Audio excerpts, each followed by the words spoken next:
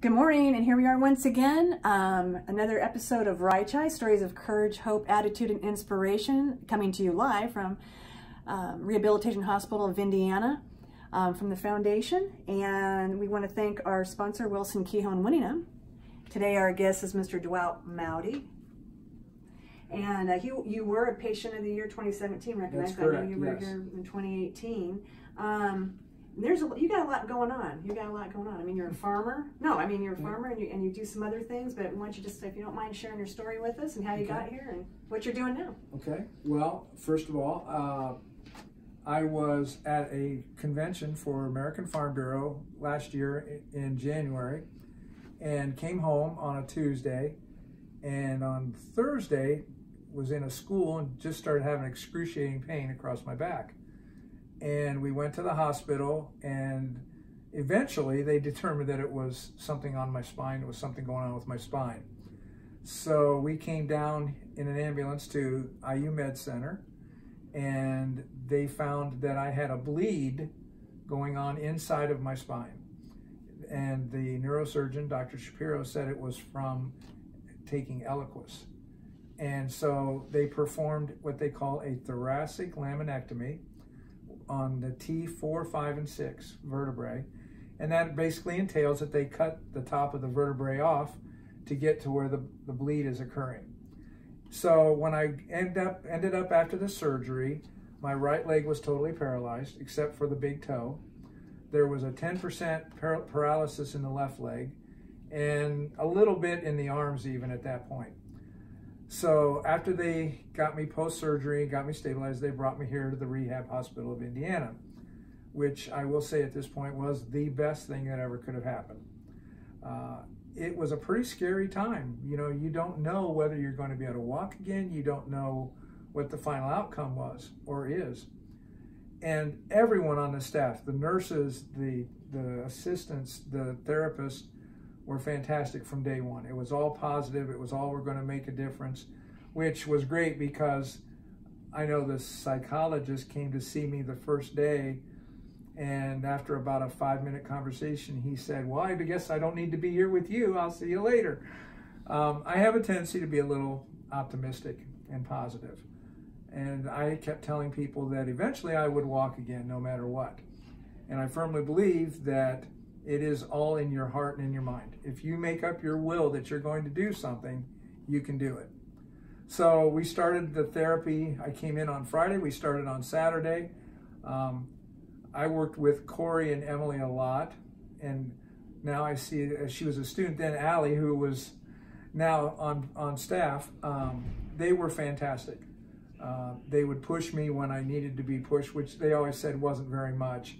But still, they would find ways to challenge me to progress and get better. So I was here for a couple of weeks, went home up in northern Indiana and did therapy up there. Again, very similar type things there that we were doing here. In fact, they modeled what was going on. I told them what we were doing here, and they modeled things after that. So today I've worked my way from being in a wheelchair to the walker to 2 canes, now to an occasional cane when I need it. Excuse me. It's one of those situations where you just have to keep pushing yourself.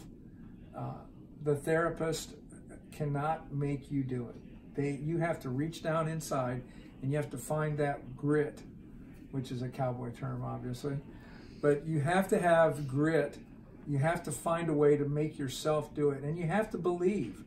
Without question, you have to believe that you can get through this. And I know it seems really dark sometimes and it seems really scary, but you can overcome anything. You can actually will, in my opinion, you can will your body to heal and just not accept anything less. So tell me a little bit, obviously you used the word grit, and I think part of who you are. Tell us a little bit about, I mean, your lifestyle and kind of where that comes from. Okay, I have a small farm. We've raised cattle and we've raised sheep and we do chickens. And when I first went home, my family had to carry the load. My wife, bless her heart, My wife did all the chores, took care of everything, because I was pretty much housebound at that point. I will tell you, just as a side note, when we found out I was going home on Friday, I was going home Saturday. On Friday, I did not have a wheelchair. The house was not ready. We didn't have any way to get me in and out. And my friends got together and in 24 hours built a ramp so that I could get in and out of the house, fixed up the doorways that I could get around. I mean, your family and your friends can really help you a lot. But anyway, I got home and I was in the wheelchair. Then I progressed to the walker, and we even bought, one of my friends bought me a used walker at a garage sale. And I had one outside wheelchair or walker and one inside. The outside one, funny story, ended up getting bent up when a steer ran by me in the barn. But I challenged myself with those walkers. Now, you have to be safe. You have to think logically, but you also can find things or find ways to do things. So anyway, I also, I go into schools. My program is called Cowboy Ethics Indiana, and we teach the kids principles and values using cowboys in the Western lifestyle. And that's a very big part of me. Those of us that are a little older, like I am, we grew up with cowboys. It was in the books, it was in the movies, it was on TV. And that whole never give up, don't care about the odds, that whole mentality, it was just something that was put into me from when I was a child. And so now I'm back to where I use the cane on occasion, but I carry bags of feed in, I move bales of hay, I can actually get on and off of my tractor, farm tractors. I can move animals. I mean, I can do almost everything I did before. It is a little more difficult at times because sometimes things don't work exactly the way I want them to, but it's still, every day you get a little better. You know, I would say to anybody that's going through something like this, when you first start out, the improvement each day is like this. Oh man, I got this so much better. And as you get better and better and better, when you get down, at some point you're going to see where you're just a little improvement every day. But you keep pushing to keep improving. You keep making yourself do better. And anybody and everybody can do that. It just, you just don't give up. You realize you can do whatever you can do, you're going to do it. I almost thought when you said when you first came home that you ended up in the barn, but obviously your friends came through for you. Yes. Right? Well, it could have been in the barn. Right? It would have been a very cold barn too. But well, that's right, because it was the winter, right? Yeah, it was wintertime. Yes. And then also too, you touched on something, and we've heard this before. Let your friends and family lean into them. Yes. People want to help. I know that sometimes maybe that might not be part of what you. Well, part of who you are. As I mentioned to you both earlier, I have been accused of being somewhat stubborn, but at the same time, in a situation like this, you have to realize that you are not going to be physically able to do everything right now. So you rely on your friends and your family, and you let them help you, but you have to tell them how to help you. You don't necessarily want them to do everything for you, but there are certain things that they can, or they can help you arrange things so that if you want to make yourself a cup of coffee, how can I set that up so that I can do it from my wheelchair, which I did at first. And again, to me, the highest priority is being safe. You know, even now, there's certain times I'm doing something, I have to think, okay, that leg's not going to, my right leg is not going to do that, so we have to be careful. But it doesn't stop me from finding ways to do it either.